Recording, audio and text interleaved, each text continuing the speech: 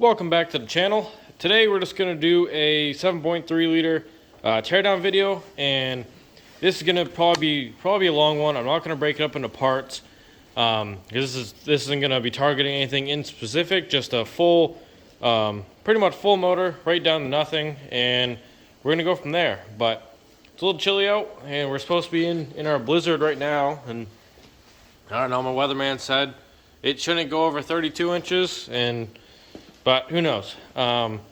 It's very windy out back, but it's super cold and it's super dry snow, so it really doesn't.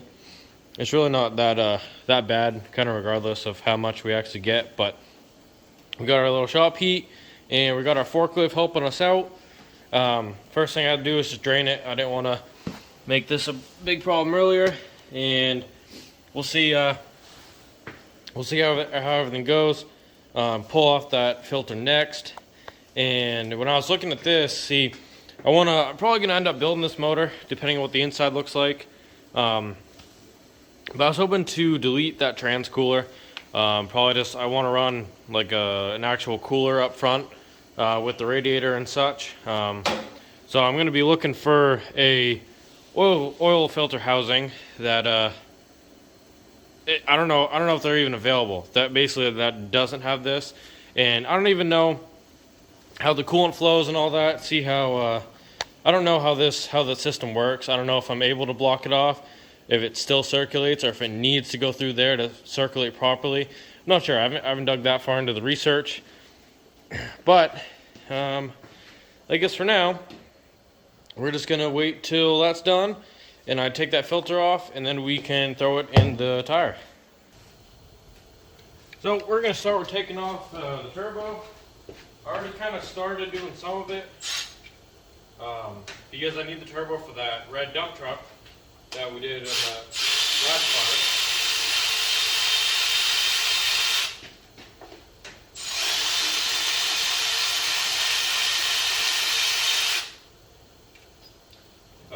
So basically I took the spider like sort of apart, and I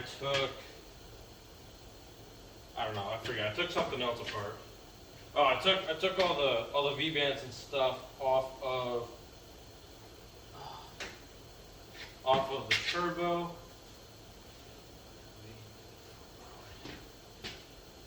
And now I'm just gonna need to take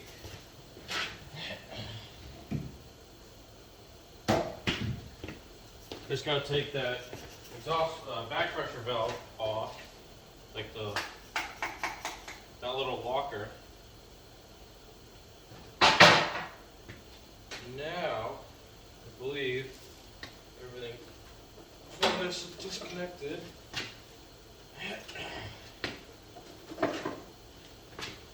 It's just a little stuff onto the collector.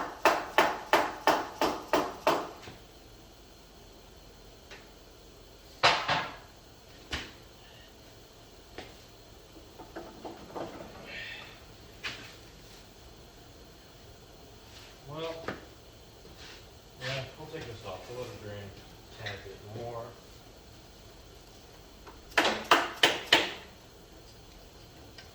Now there is one alignment dowel in this collector, which I'll show you in a second.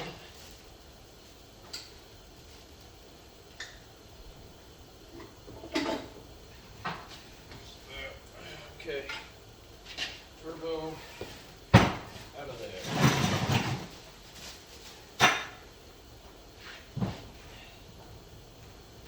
Okay. So now I'll bring you over here. Just gotta. So if you come over here, you can see that there is this little alignment dowel, and this is your up pipe collector that then V-bands to the turbo. This is a little frozen. I just put a little flathead in there and separated it. These are your two O-rings to your pedestal, and besides that, everything looks good. Now I'm just gonna throw the just get those drain plug back in here and get these oil buckets out of the way. Oh, please don't drop that.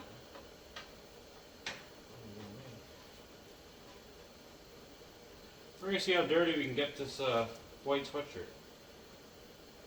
Literally took it out of the wash like an hour ago.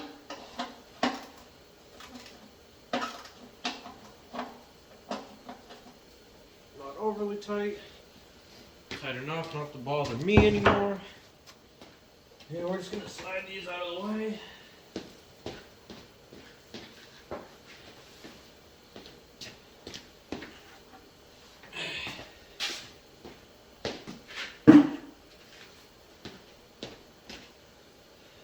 Then get some of that out of there, some of that, and then whatever little residual is going to be left on the ground, put a little brake clean on it, and it'll come off. Okay. Now I guess we'll drop it down into the tire. And once we're dropped, we start taking the top end apart.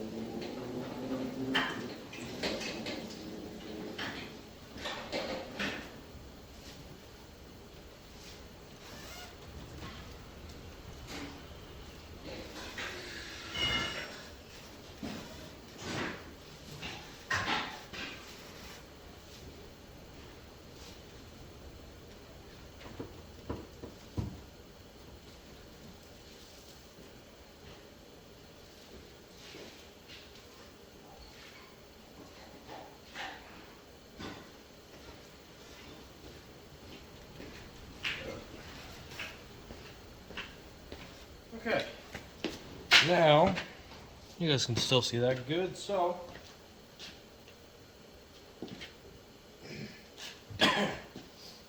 now we've done all that, I guess we'll just get this chain out of here.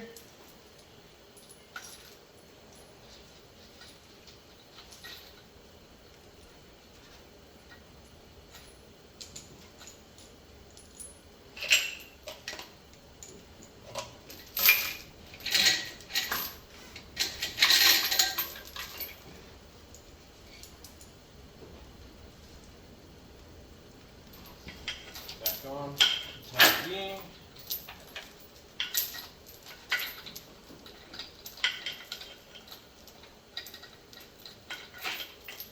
Okay, this can go live over here. Okay, now I guess we'll finish taking the spider off. Just gonna undo that plug, and everything else is free. Now this is a little interesting. This is a different style than the other Super Duty. And I'm curious what engine this thing came out of. Because, as you'll see pretty soon here, the guy listed it as a 97 because someone swapped OBS valve covers on it. So the sticker says from 97. However, this is a Super Duty motor. It came out of a Super Duty. And when he had it listed, I was like, dang, I need some parts of Super Duty. This one won't work. But when I was looking into it, I basically saw that the fuel filter was not the same as an OBS one, so I knew, like, okay, I'm gonna hit this guy up. We're gonna try to make a deal because this isn't what he says it is, and we'll just go from there. So I know this motor has 172 on it, which for a 7.3 isn't bad. And I guess my goal is going to be rebuilding it because I want to. I want to be able to rebuild a couple and then sell some to one, to make some money, and two, because I like it, and three, because I need a motor for my extended cab. Now, it's an extended cab OBS. It's cool, 8-foot bed. There was a little video touching on it before. I probably told you guys I was going to do a follow-up, and that never happened. So, my bad, I guess. Next, what I'm going to do, I'm actually just going to clear this whole rear section up before I move up front. There's this plug in the harness for the exhaust back pressure valve. That goes into the pedestal. Take that out. And then, I believe that looks to be like a 10 millimeter. So we're going to give that a try. Okay, it was in fact a 10 millimeter. And there's going to be 4 of these. Now the 2 in the back are kind of hard, especially if you're doing it in the truck.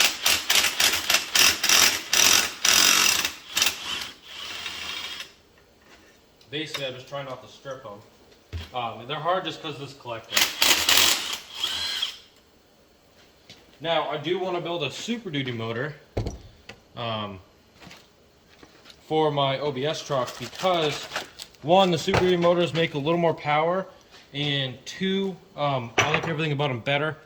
I like the fuel filter better. I like the collector better, especially if I ever have to service the turbo inside the truck. It is miles easier getting this collector off than, I guess I can't really get you good, and I can't really get back there. But basically, those are like your more common like T3, T4, T6 style square with the 4 bolts, and I really don't want to do that. Just having a V-band connect the turbo is super easy. Okay, so those hot pipes sucked a lot. I actually ended up cutting them because I broke a couple of them, and I actually ended up cutting them with a Sawzall. The only part you really want to save is the collector. I don't know the price of these off the top of my head. I don't think they're as bad as you actually think, but up pipes are expensive. However, they're pretty much junk after a while, especially if they're stock. So this thing will end up getting new ones if it gets rebuilt. And if not, then not a big deal. So, got those out of the way. I'll pull this pedestal out.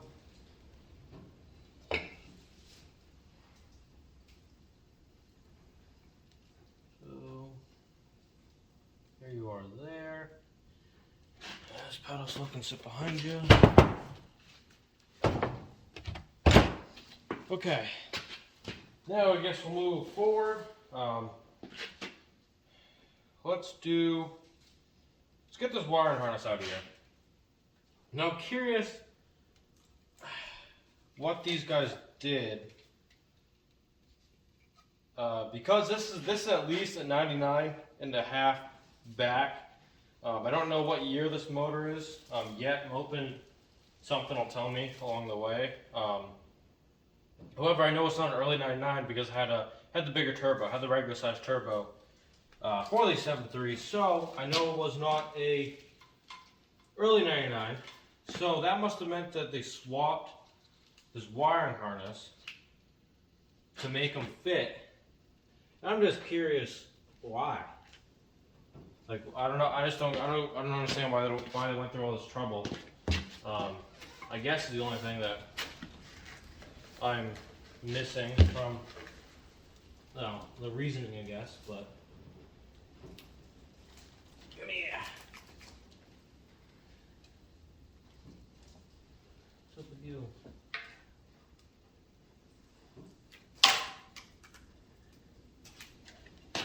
Yeah, there's a lamp.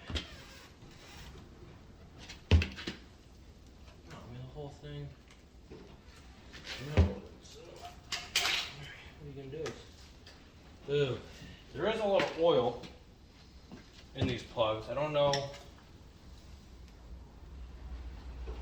where it's necessarily coming from. I suspect somewhere around this. Oh, you look perfectly dry. So I don't know yet. Maybe the ICP is leaking. Doesn't look horrible. I should grab an inspection light, really, but okay. Now these are undone. Now the only thing left to hook to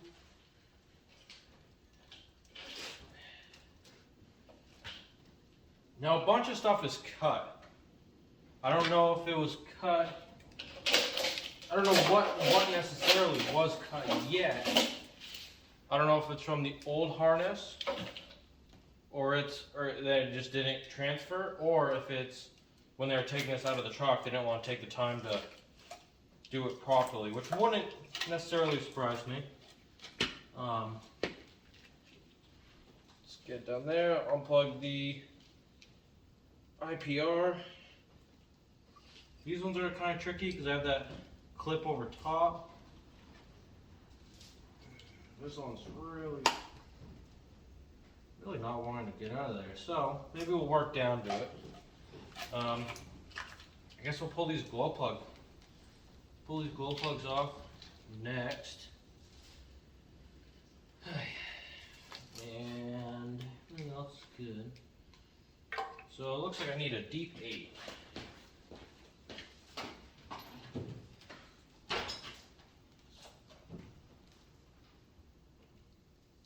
some reason I'm missing it.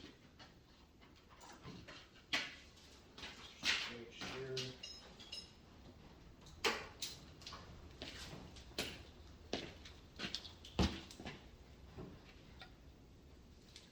No.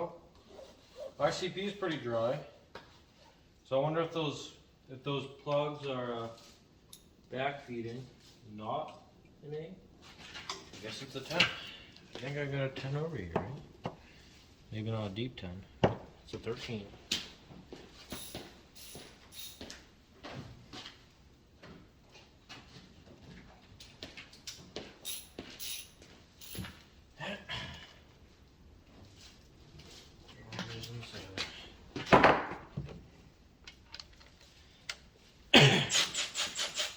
Okay.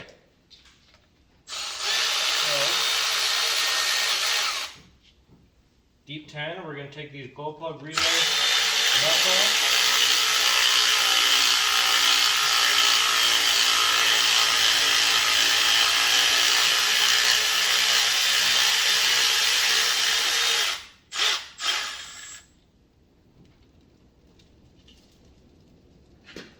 That one's hot.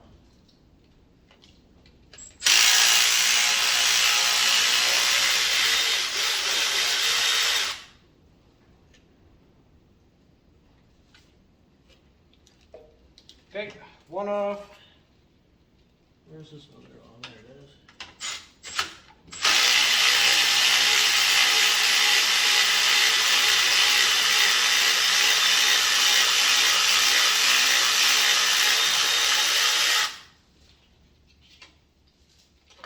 One, two, glow plug relay. Okay. That one up, you can pull through. And then all that's left is the wiring going to the front. And that's not that big of a deal. However, I am going to put these nuts back on these studs. Maybe I'll show you.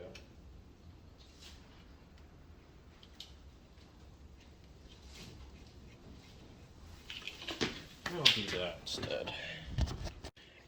Okay, these are your glow plugs. These are the relays. And what I'm going to do is I put these back on their studs just so I don't lose them later on. They don't have to be all the way back down there, but kind of just enough for them not to get lost. And that's all that really matters. That block will come off with something else later on. Now the only wiring we need to pull off of leads up to this front end. And that's basically going to be your oil pressure, I believe. I think that's the oil temp, or vice versa. I forget. And then you'll have your coolant. Of course, it's like the worst spot. And then if you follow this one down more, probably should take this fan clutch off. You'll have your crank position sensor. Well, I guess a lot of these had problems. I've never had a truck that has a crank problem. But you'll see a lot of videos on YouTube of them having those issues. And then I believe there's they might all be pulled off. I thought there was a bracket that held everything there. But anyway, that's all I'm done. I'll probably just undo maybe these two front sides and then get better access. So that fan didn't work at all like I was hoping it would. And all honesty, I don't know if I've ever actually successfully taken one off. Usually I just unbolt it and it comes off, but not these ones. They really have to be unthreaded. So, I don't know. I tried everything. I fucking slapped the shit out of it with that sledgehammer, and it still didn't come off. And I was using the fan clutch tool like correctly, and it was not having it. So that's just gonna stay on there until I take the front cover off, and it is what it is at that point. But I want to show you guys pretty much this wiring harness. You have this sensor too, which is an exhaust back pressure sensor. Kind of an odd spot for it, but it's kind of how Ford is with all their wiring. But those are heater hoses, and I can't tell you which one came off where, but just so you know, those are the places. One goes into the head, one goes through the front cover. I don't know what direction it flows though. Let's get this out of here. Now this wiring harness should be all done. Almost all done. Only things left are the temp sensor, which I think I can take off pretty easily. This clip's easy enough. Maybe. Need a second hand, and then besides that, it's just this big computer plug, and I need to take this off first, make it a little easier. And then besides that, we can pop these out of here, and then we'll start at the fuel bowl and then the H-pop. So I just want to show you guys what it looks like without the fuel bowl in there. And another way you can tell if it's a Powerstroke, one, it has a smaller, or Powerstroke, if it's a Super Duty motor, and versus the OBS ones, is that the actual bowl is a lot smaller. But it also bolts through the H-pop housing, where the other one does not. It bolts down into the block with two little standoffs. Because this one, the OBS ones are bigger, and they kind of sit, well, kind of back a little further, kind of in between here. And yeah, so that's one way you can tell. Put those bolts back through the housing there just to make sure I don't lose them. Out of that, or just bag them up. But next is going to be this H-pop. That is one part that I do need for the other truck, so I need to be careful when I'm taking it apart. Jesus. Pretty much. I'm just listening to some banging windows. But pretty much it's just going to be two H-pop lines, and those runs here and then here, one at each head into the oil rails. Now these lines seem to be upgraded. I forget what the old ones feel like. I just know it's not this stainless braided. But there's a lot of spots where it's like dying, and a lot of burrs and stuff you can catch your finger on. So I don't know if it's just old or if they were super abused before being put in. I don't know. One thing you do need to do taking off this fuel filter is you have to undo the EBP. That way you can get to this bolt here. That's in the way. But to take off the H-pop, there's also, you need to take off this cover here, and then there's going to be a gear in here. I believe you can get past that. But there's going to be a gear and then bolt through it, and that basically is the hard bolting system for that. Besides that, there's this one, and there's one more like tucked up under here that runs all the way through as well, and then that will come off. So I have taken off the H-pop, the actual pump. This is the H-pop reservoir, and there's a lot of oil still in there. I was hoping it would that would drain out too, but it must try to keep it primed or something. I don't know. Either way, a lot of oil running around. But that's okay. So I guess the next thing I'm gonna do, it's either take this front cover off or start digging into the rest of it. So I don't really know what direction I'm going to go with yet, but you'll see one way or another. So here we are back with the 7.3. I've gone ahead and took the base of the water pump and its housing off, and the fan's still attached, as you saw before.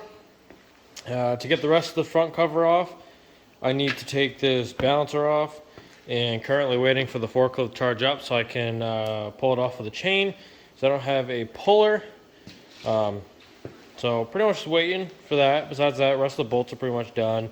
I have the front of the transcooler undone.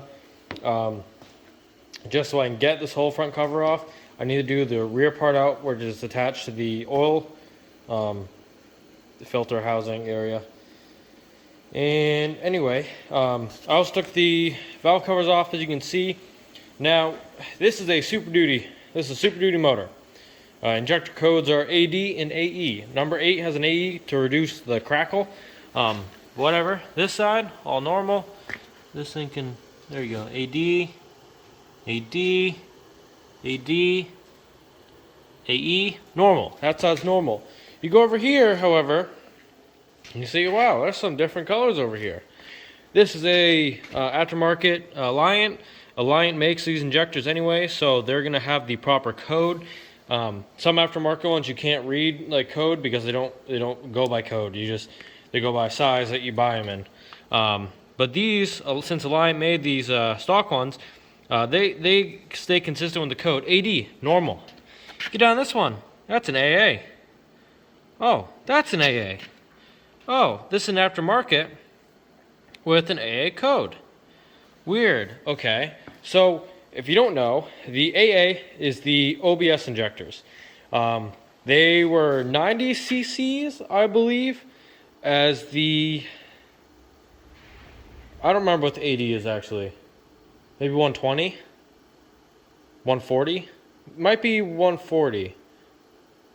I don't know. Either way. I think there was one. I think AA was 90s. AB might have been 100.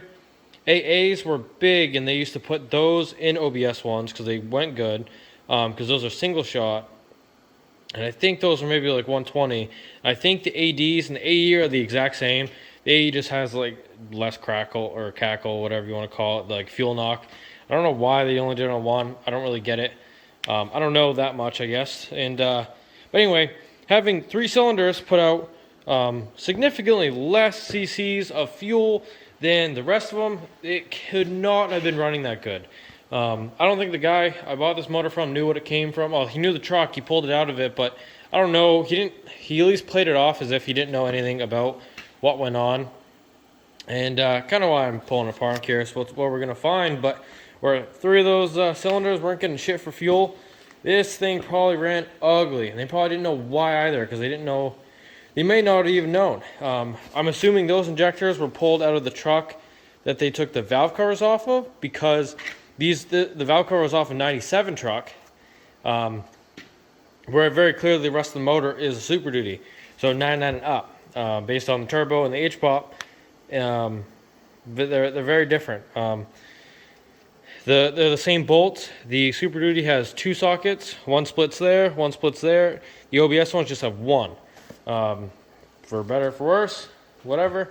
But either way, I just thought it was interesting. And I'm curious how this truck actually ran, because I can't imagine it was good.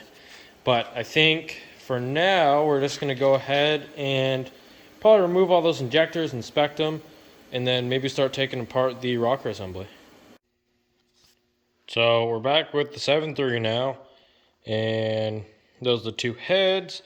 I was able to get one manifold, everything worked out. That one, none of them worked out.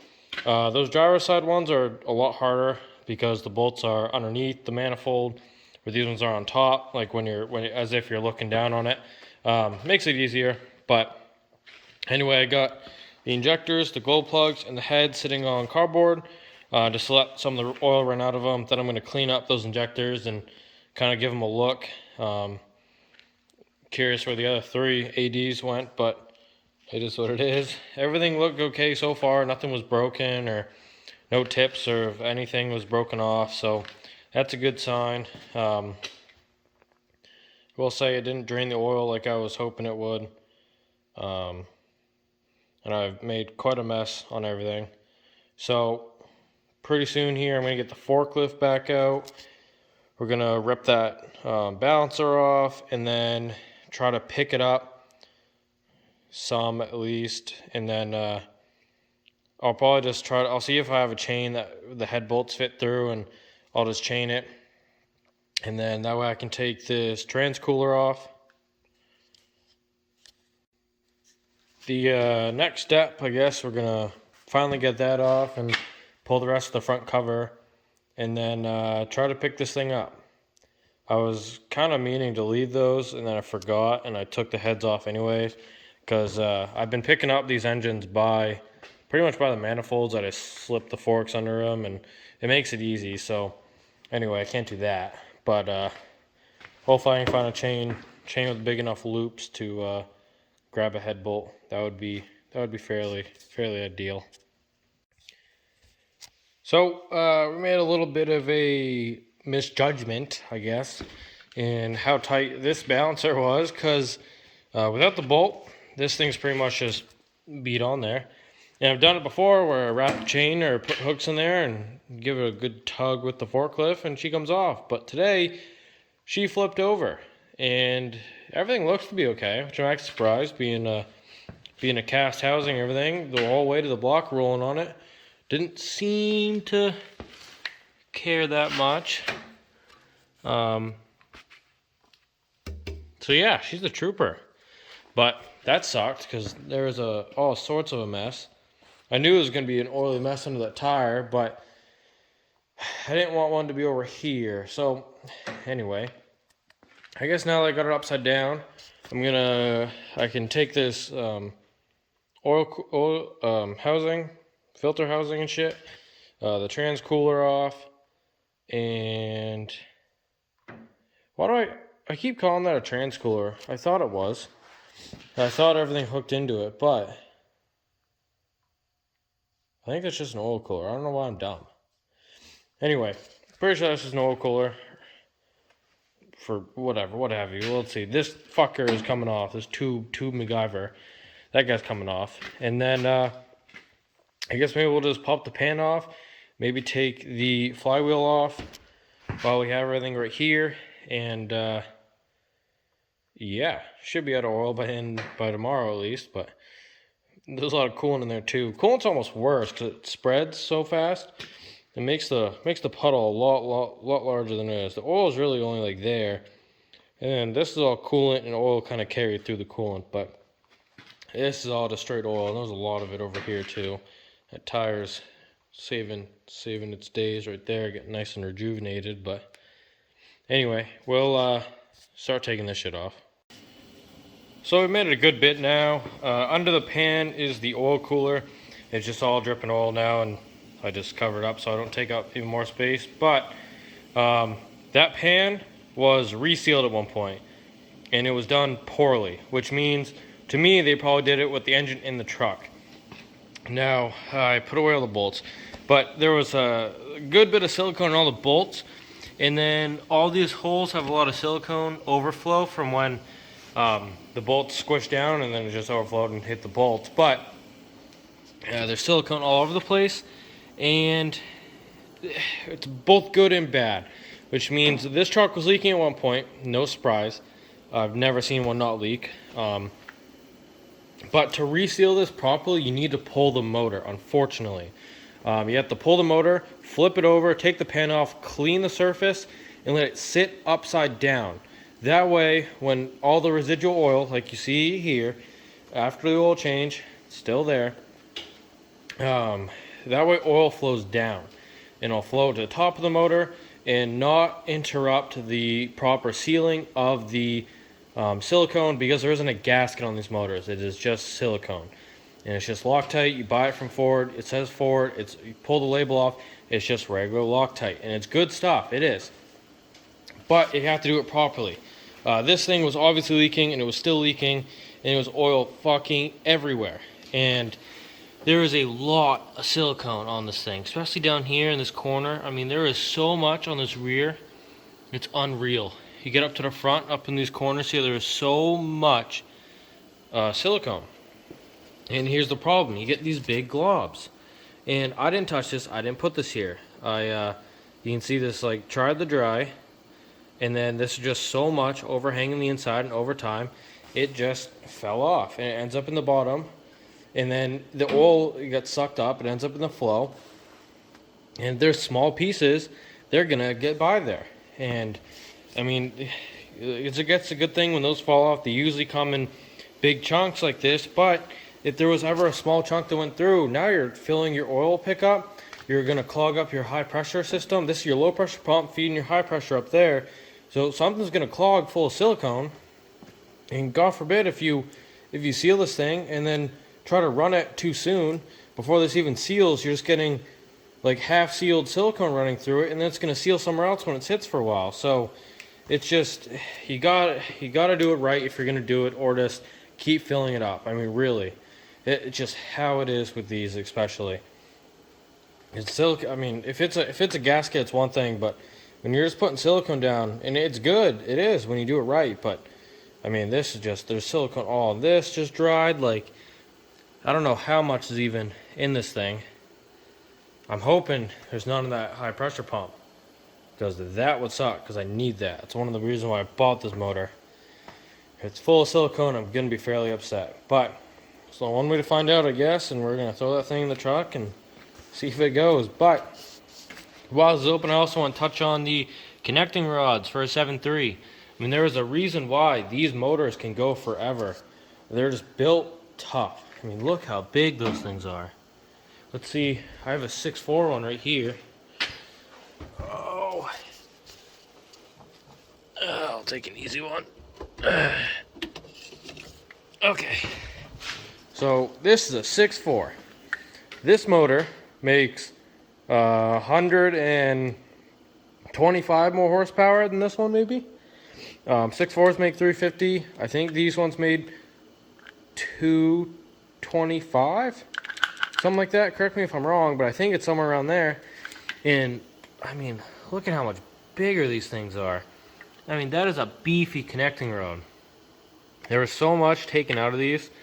That's probably just for weight savings. It's probably why these things can turn so much faster. But, and whatever, you can say what you want, but these 6.4s, they run real good when they run, but these ones run forever. And 7.3s, I mean, I'm probably going to rebuild this motor, and if it doesn't go in my truck, I'm going to sell it.